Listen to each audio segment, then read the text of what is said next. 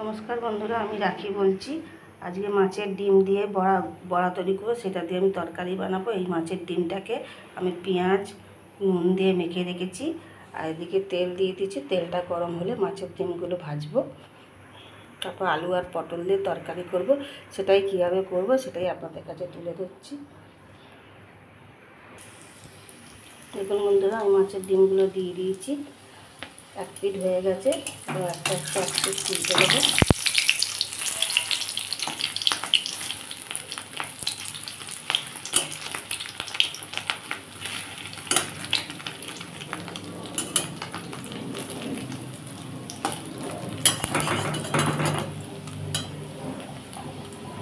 এইভাবে আমি সব ডিমগুলো ভেজে নেব। দেখুন বন্ধুরা, আমার ডিমটা ভাজা হয়ে গেছে, আমি এবার তুলে নেব। এরকমভাবেই আমি সব ডিমগুলো ভেজে নেব। সব ডিম ভাজা দেখাচ্ছি না, আমি আবার 5 মিনিট পরে ফিরে আসছি। দেখুন বন্ধুরা, আমার মাছের ডিমটা ভাজা হয়ে গেছে। এবার আমি এই তেলের মধ্যেই পটলটা ভেজে নেব।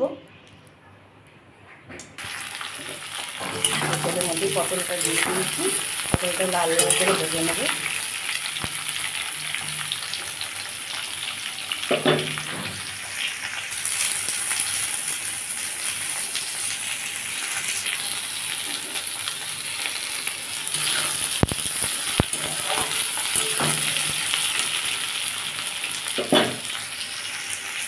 দেখুন বন্ধুরা, আমার পটলটা ভাজা হয়ে গেছে।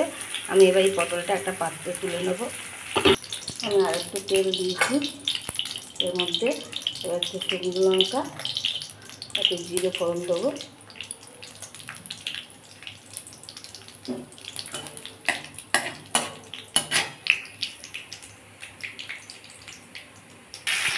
দেখুন বন্ধুরা, আমি এর মধ্যে আলু পেঁয়াজ টমেটো সব একসাথে দিয়ে দিয়েছি। দিয়ে এটাকে ভালো করে ভাজবো।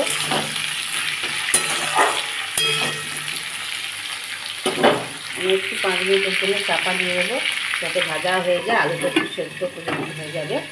আমি 5 মিনিট পরে ফিরে আসছি। দেখুন বন্ধুরা, আমি 5 মিনিট পরে ফিরে এসেছি। আর একটু দেখুন অনেকটাই ভাজা হয়ে গেছে, নরমও হয়ে গেছে।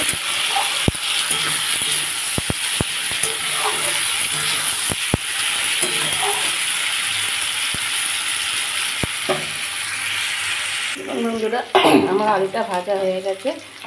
আমি একটু বেশি না, গরম পড়েছে তো সামান্য আদা রসুনের পেস্ট দেবো। গরম পড়েছে, বেশি দেবো না।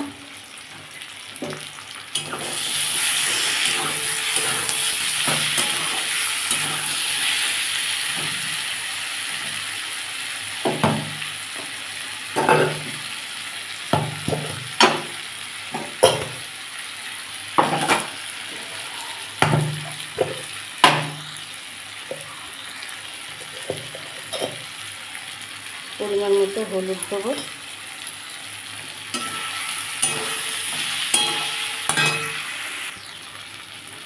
হাফ চামচ লঙ্কার গুঁড়ো দেবো। পরিমাণ মতো নুন দেবো।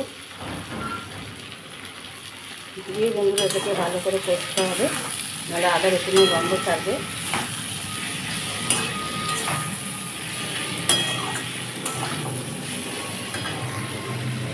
দেখুন বন্ধুরা, আমার আলুটা অনেকটাই কষা হয়ে গেছে।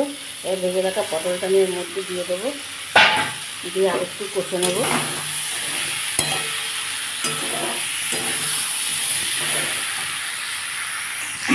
দেখুন বন্ধুরা, আমার কষা হয়ে গেছে। আমি এর মধ্যে জল ভরে দেবো।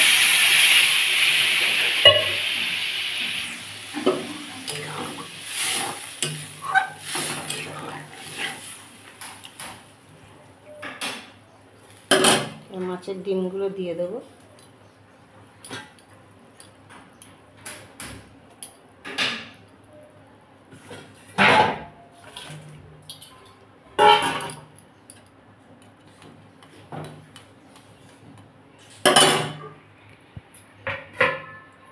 চাপা দিয়ে দেবো, 5 মিনিট পরে ফিরে আসবো। দেখুন বন্ধুরা, আমার তরকারিটা হয়ে গেছে। আমি একটু গরম মশলা দিয়ে